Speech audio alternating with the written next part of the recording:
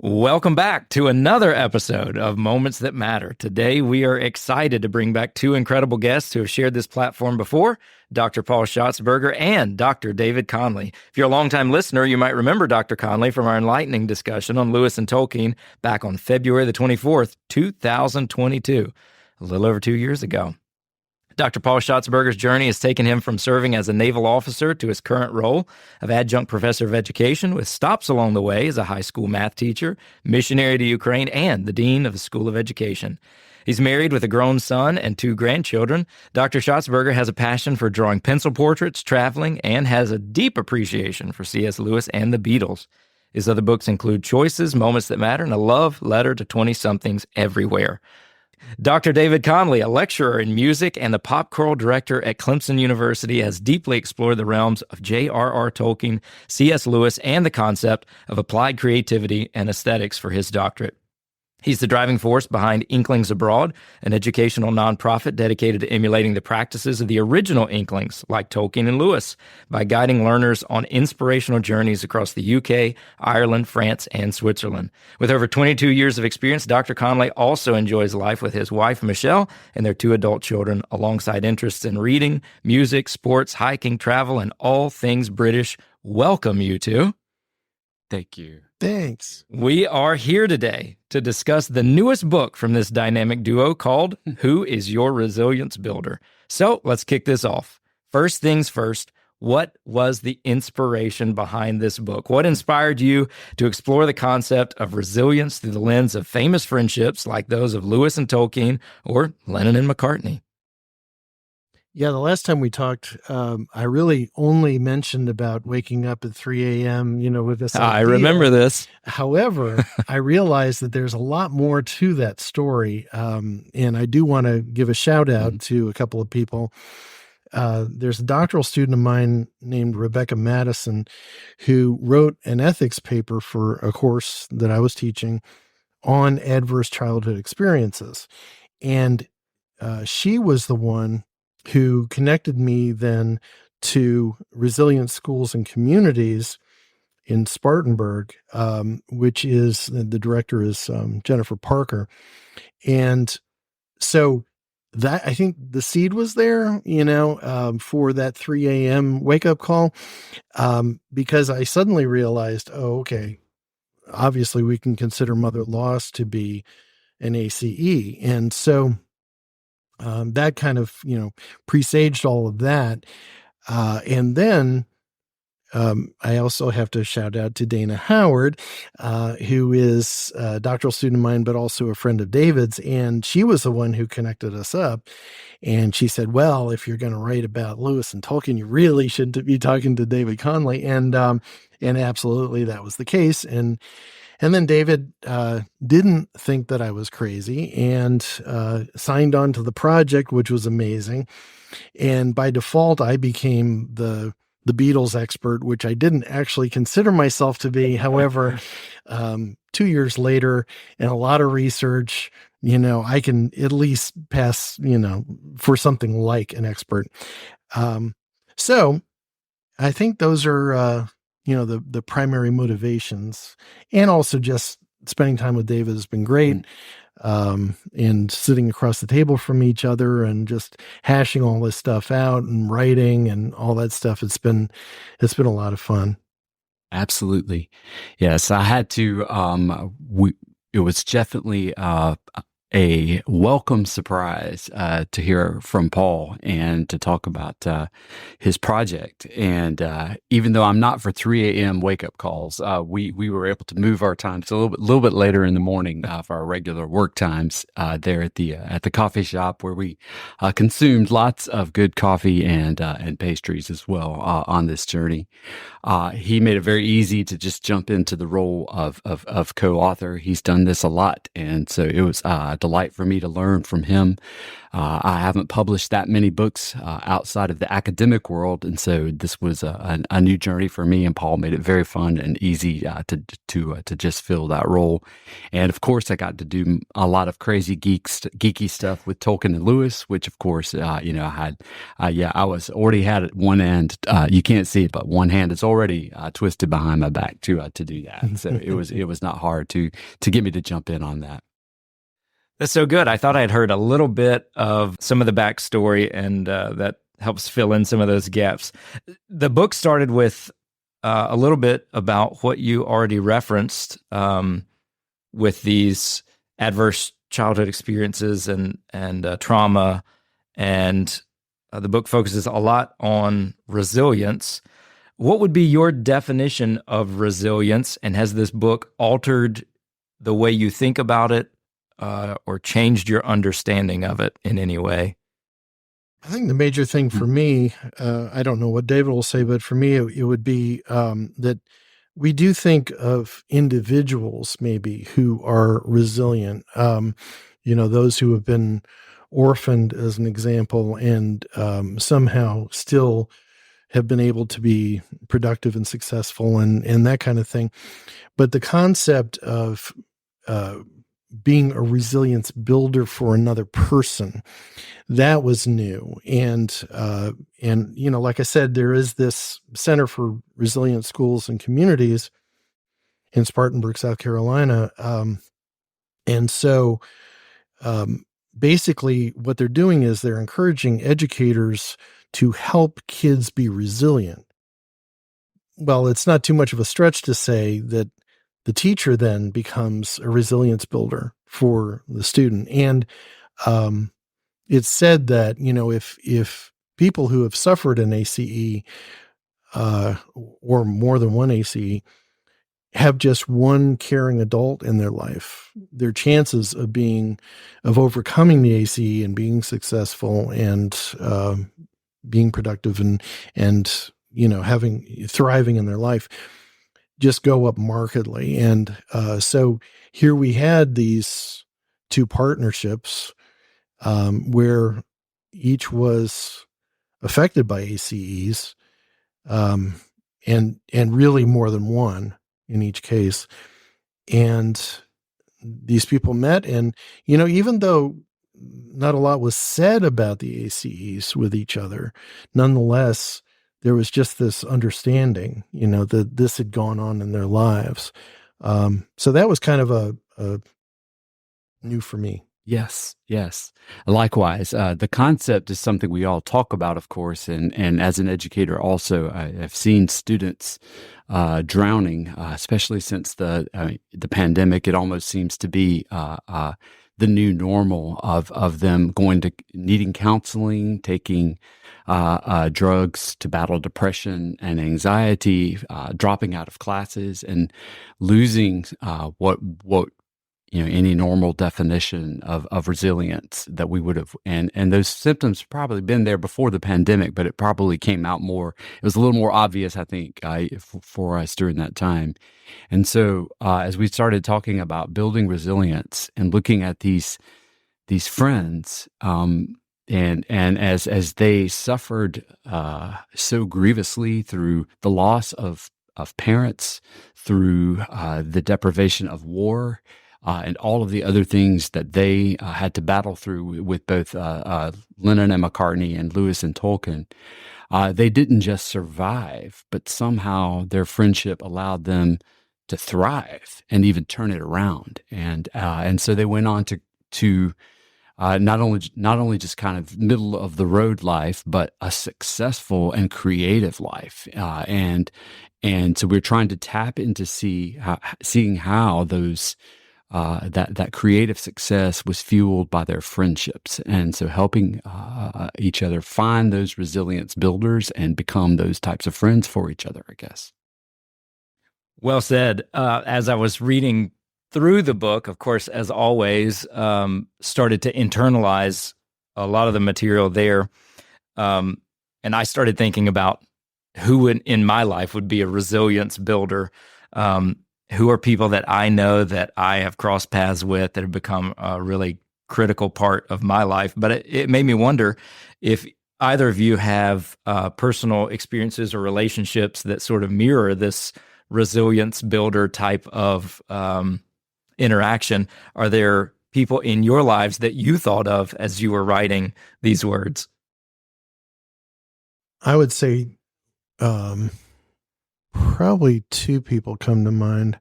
One is my son, Carl. My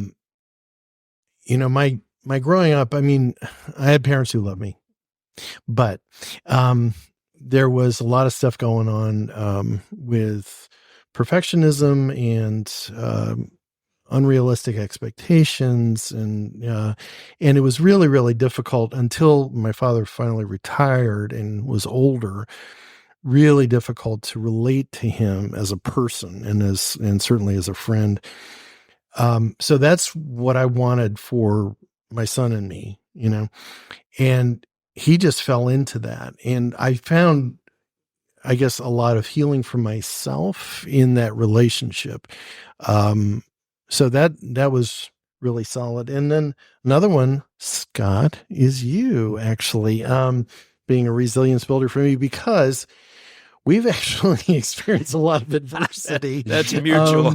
Yeah, especially health-wise, and have been there for each other. And it's just huge because it's so easy to get discouraged about your health if just one thing after another.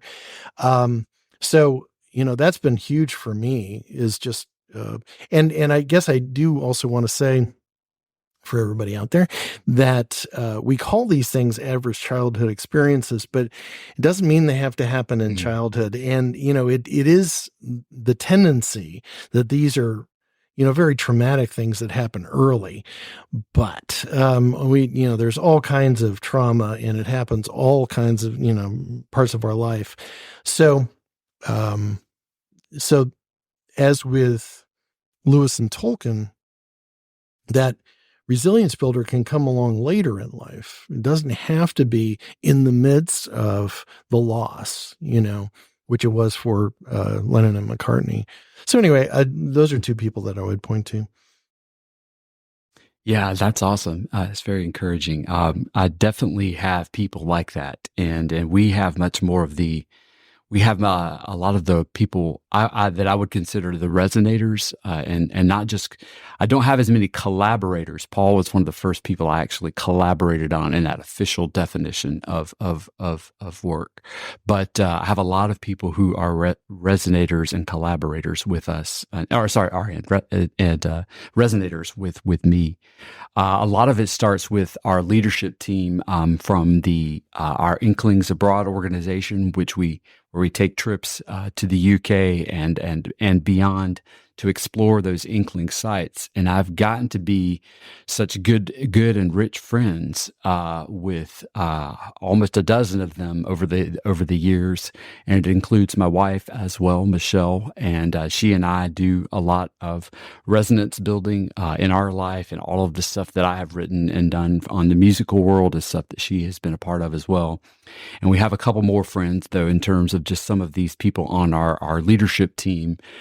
Jimmy and Trisha Agan, a couple down in Atlanta. He's a pastor, and he and I we've been resonators we were actually in a very bad folk music band, Christian band back in the day when we were in college. And so we actually did some collaboration and resonance building, and we've been able to remain friends since college and continue to give each other that resilience and friendship and over time we just built up it's over time you build these long and deep relationships that have gone through suffering, because we've all battled health issues, we've all battled career issues and things like that, and faced adversity as friends and been stronger through it.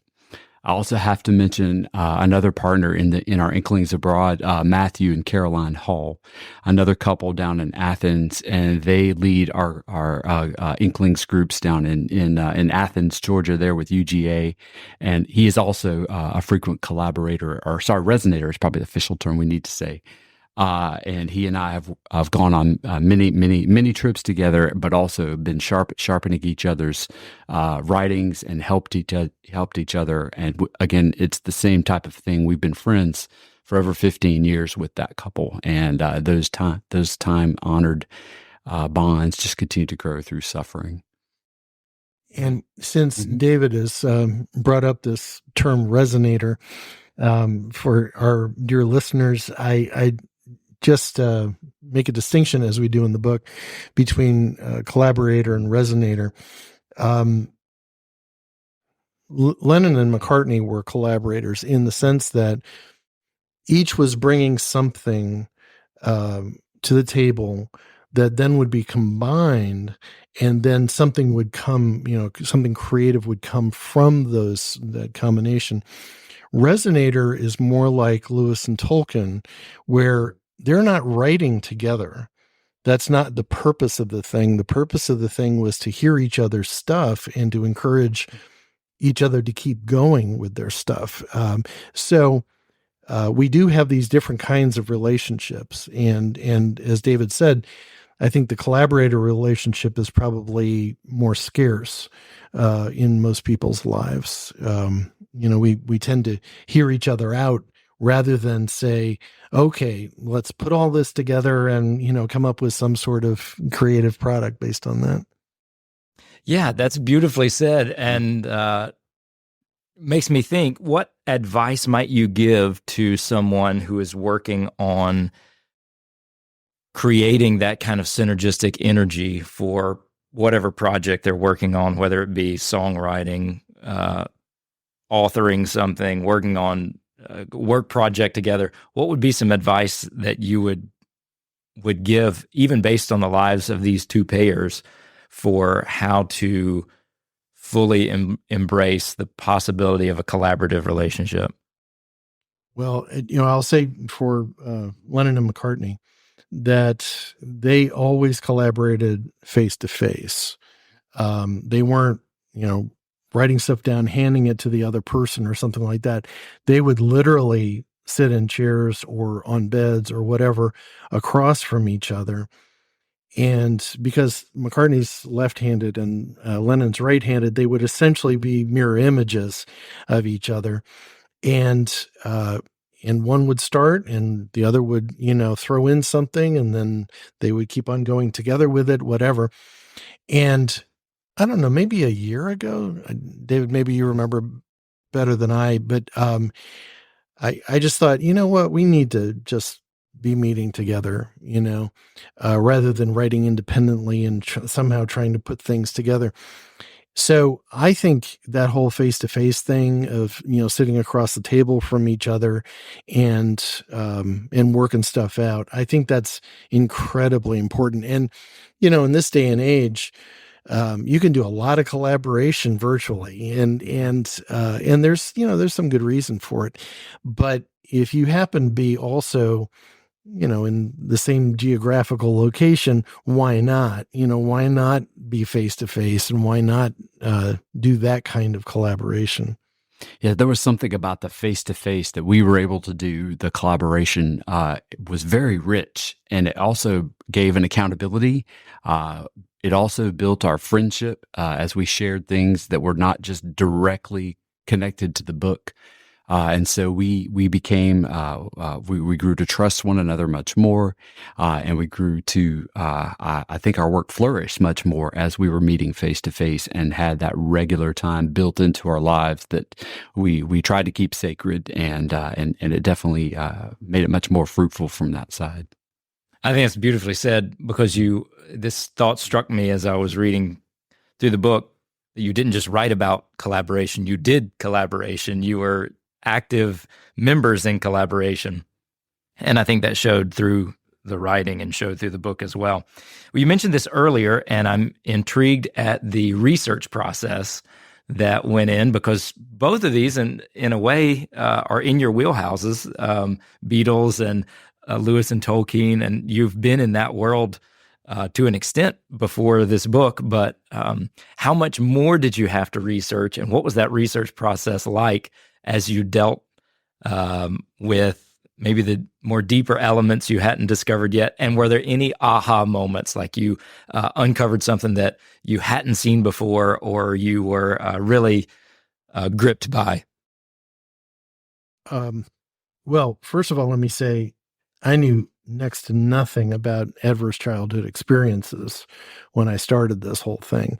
There was a steep learning curve on the psychology side. And without that, I think some of the other stuff probably wouldn't have made sense, because there was a lot going on psychologically between the two people who were, partners with each other, some spoken and some not spoken. And but at the same time, there are also things that, are in my background that I could pull from. One of the things we talk about in the book is something called orphan psychology. And that actually is something that I had already been, familiar with. And it really came to the fore with both Lewis and Lennon, which was actually one of the crossovers, if you will, that we found. The idea that even though you are not necessarily a physical orphan, as Tolkien was, nonetheless, there would be an estrangement, from individuals. Lennon's father walked out on him, and Lewis's mother, after she died, the father just became very weird and very difficult to relate to. And so they were essentially orphaned, and had that kind of same psychology of abandonment and loss. And so there was a lot to learn about that. And then I think David would agree with me. What we thought we knew about the partners was just scratching the surface. There was so much going on dynamically between them, both positive and negative. And so it's like Alice, falling into the rabbit hole. It was just one thing after another, after another, after another. I was exhausted at the end. You always get to this point with research, I don't want to look at one more article, or book or whatever, but that's pretty much where I was. I don't know about David. I know, totally agree. It was definitely a lot more work than I think I expected, because again, I've taught academic college level courses on the Inklings and other things. I've led study trips for over 20 years about the Inklings. I've been to their houses and stuff like that many times. And so I thought I knew a lot about them. And in a sense, I did. But applying this stuff at the deep level that we tried to get into with the focus on building resilience and having to really look at their friendships, it was, biography after biography, article after article, and digging deeper into stuff that there was so much between Lewis and Tolkien that I had kind of heard or maybe alluded to or thought, but once we really got beneath the surface, there's a ton of things going on. And so I had several of those kind of little, oh, wow, I didn't realize that this really happened this way or that way. And being able to kind of make some definitive conclusions about Lewis and Tolkien's relationship, that to me was one of the rich parts of this research, is because I was able to finally say, oh yes, this is how it happened. And I feel like I could stand on that more than just sort of, this is sort of maybe what happened. We don't really know for sure. And now I think we do. But yeah, that was a long journey, and we definitely had to go deep with that. Yeah. And as far as aha moments, there were a few, and I'll just give you a couple of examples. One was, we talk about like these positive experiences overcoming the adverse experiences. But we realized with both pairs, because they essentially were estranged from each other at some point, that once that positive experience leaves the person's life, that ACE can definitely take back over again. And that's what we saw. I mean, especially with Lennon, it was just really, really bad for a while.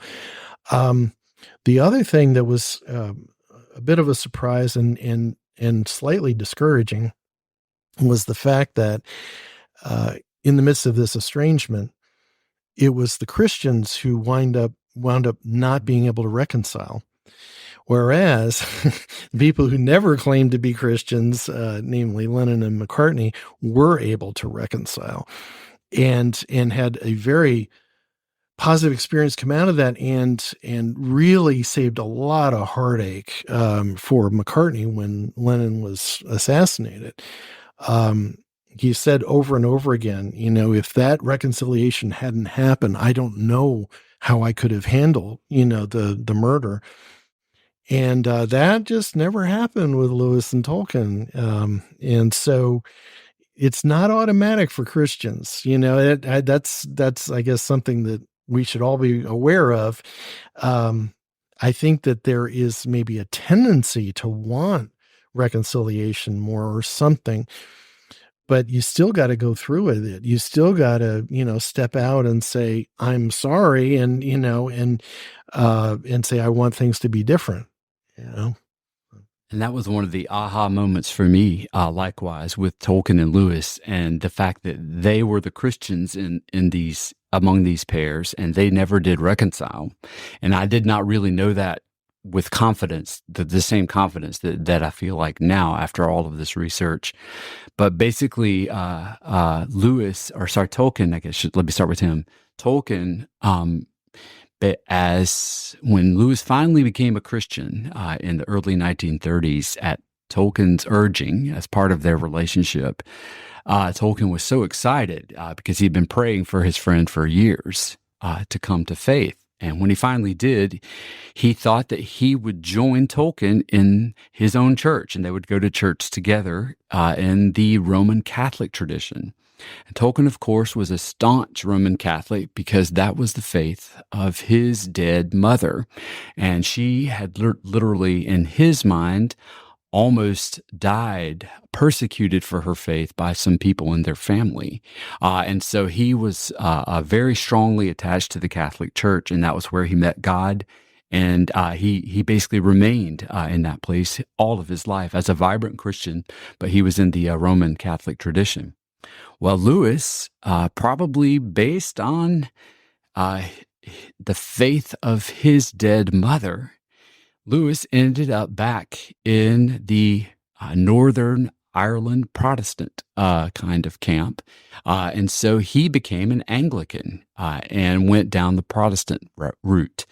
And they never overcame those religious differences. Tolkien kept hoping that Lewis would come to his path, and yet sometimes in the meetings of the Inklings, Lewis would make an anti-Catholic joke, and things like that never completely stopped. And Tolkien got more and more frustrated with this, and Lewis got more and more. He started off as what he called a mere Christian, just writing for all Christians. But the longer he wrote, a lot of his later books were much more aggressively anti-Catholic and much more harshly Protestant. And Tolkien viewed the Chronicles of Narnia, some of Lewis's late books, in that camp as being very hostile to Catholicism, and even Letters to Malcolm is the most disturbing example to Tolkien's mind. And so those religious differences based on their dead mothers never were reconciled. And so that was possibly why even as mature Christians, they were never able to take that step. And they regretted it the rest of their lives, I think. Wow, that was something that I did not know and was very intrigued when I was reading that part in the book. And it seemed like that continued right up to death. Wasn't it even the last thing that Lewis wrote that was sort of seen as a jab? Letters to Malcolm. So that was it, yeah. Yes. Wow. Published after Lewis's death. Yeah. Was one of the most anti-Catholic books he wrote. Which was a real sting, it seemed, to Tolkien to read that after his friend's passing. That was sort of discouraging to see that there wasn't sort of this beautiful hallmark reconciliation moment at the end, which would have been sweet, but also in a way mirrors a lot of what life deals.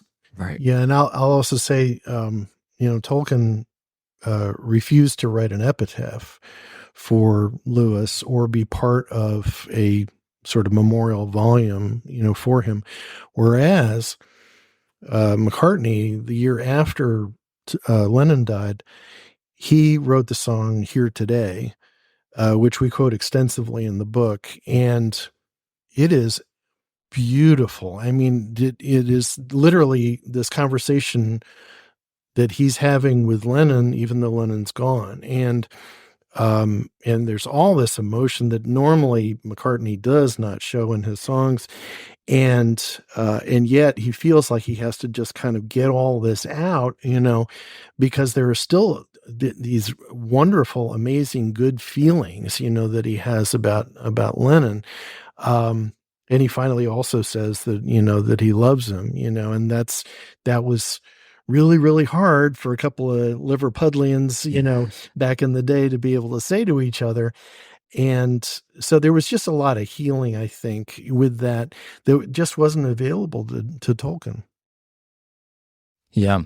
While we're talking about relationships, I was very moved by the forming of relationships. And there was this one quote that I really liked that was earlier in the book, page 20. In every case, the response of our creative pairs to each other was the same. In Lewis's words, "What? You too? I thought I was the only one." As I read that quote, it reminded me of all these experiences that I've had with individuals where that moment was very memorable, where there was this mutual discovery of a shared interest or similar belief. And that formation, sort of that building block of relationship, really blessed me, as I thought personally, of how those things kind of come together and how they have in my life. Do either of you have relationships that you have seen or were thinking about as you were writing about the discovery of these pairs as they sort of fell in league with one another? Did you have any similar stories as you wrote?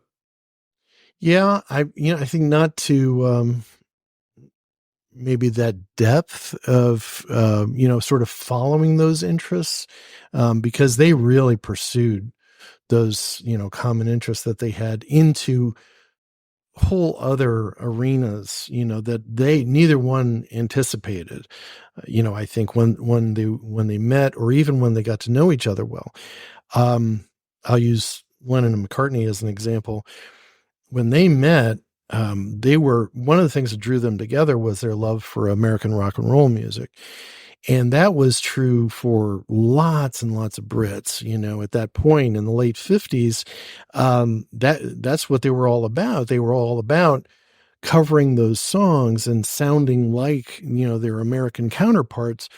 And I think there was, quite a while where Lennon and McCartney were happy to do that. They were happy to be play a wedding gig or play, some gig in Germany or something like that and do a whole bunch of covers.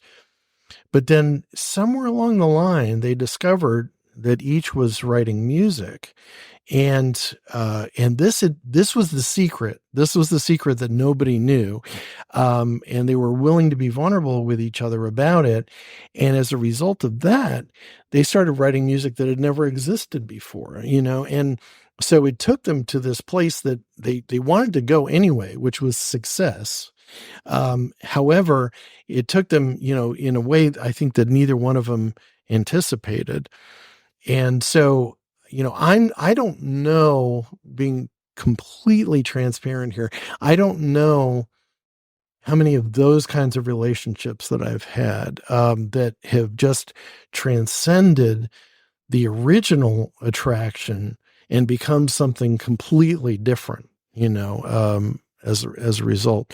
So I don't know. I'm some poor man, that just hasn't experienced life or something like that. Anyway, but nonetheless, that was very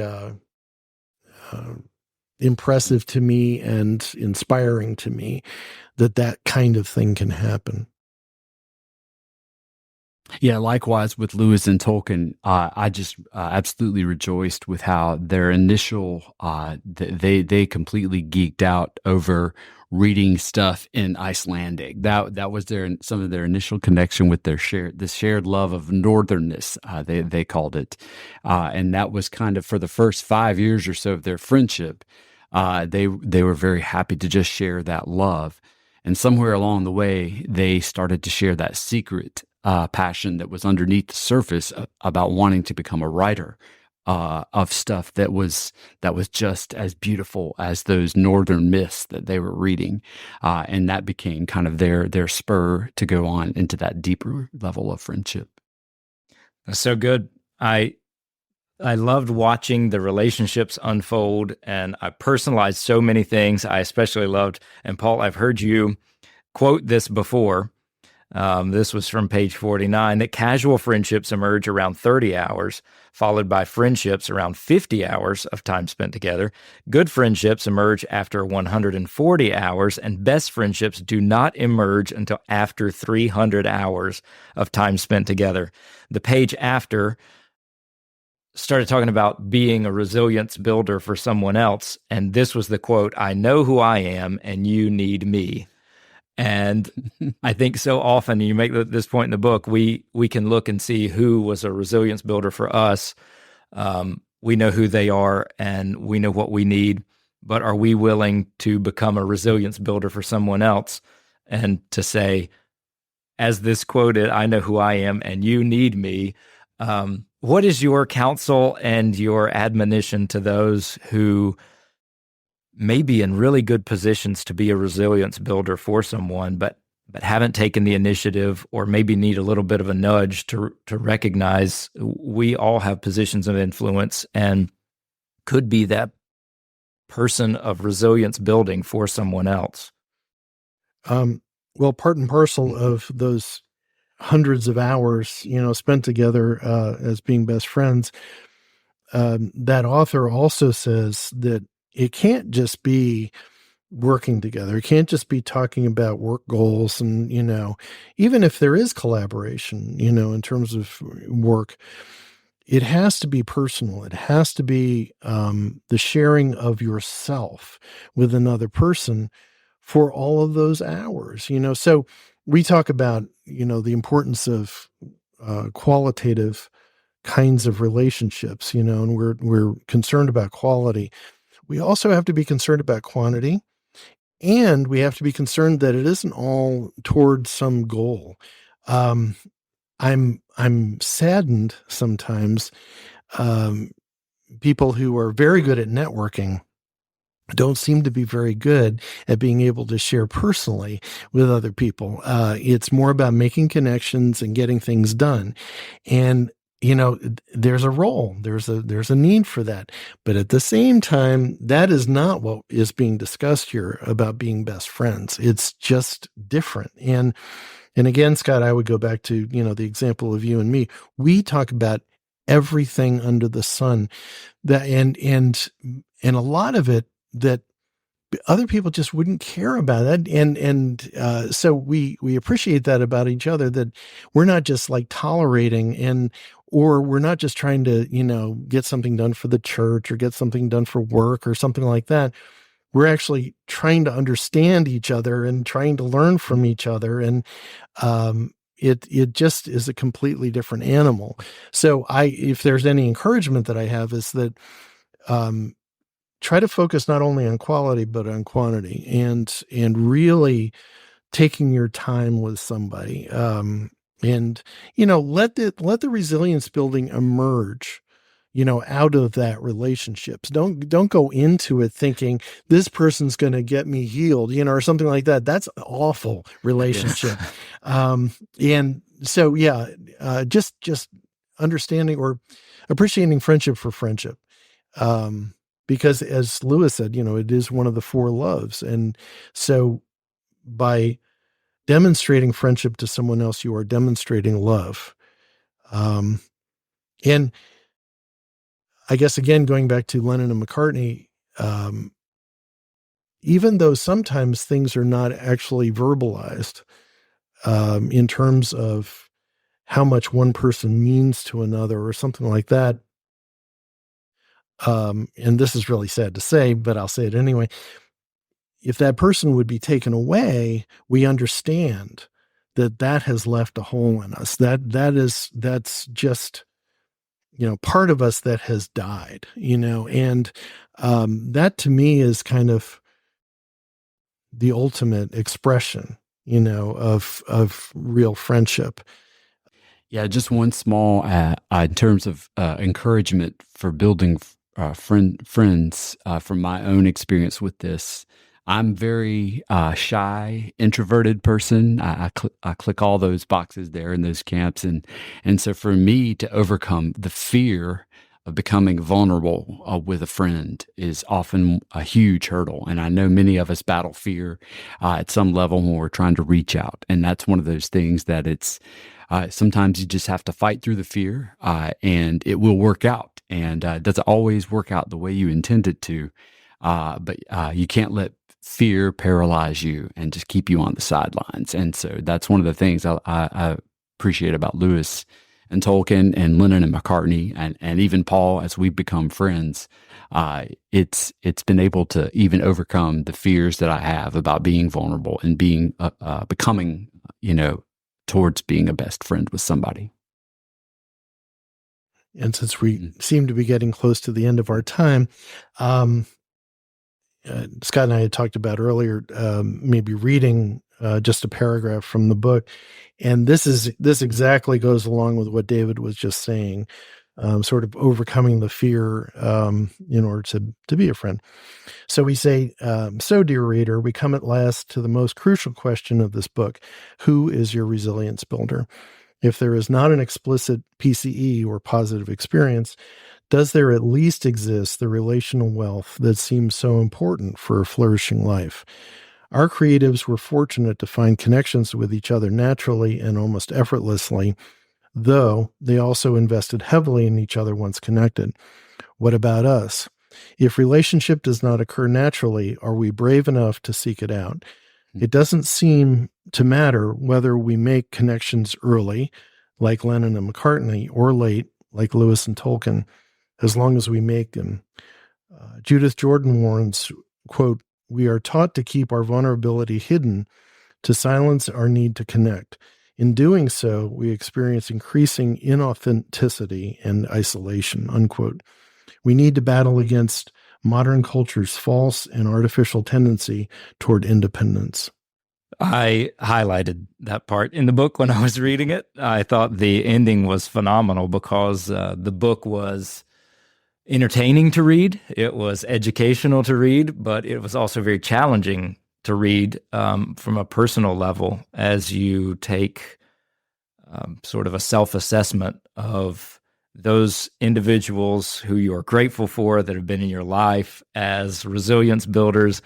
And you also take a bit of a personal assessment on how am I being a resilience builder in the lives of others? How do I measure up to collaborative relationships? What kind of friend am I to those that I'm in relationship with? Let me ask this very important question. Where can our listeners go to get this book? They can go to Amazon. They can look up Who is Your Resilience Builder? And there is paperback, hardback, and ebook versions. Well, that is lovely. It has been so wonderful to talk to you both. It's rare that you get to get content straight from the authors, and we had that privilege today. So thank you very much for sharing, and we'll see you next time on Moments That Matter.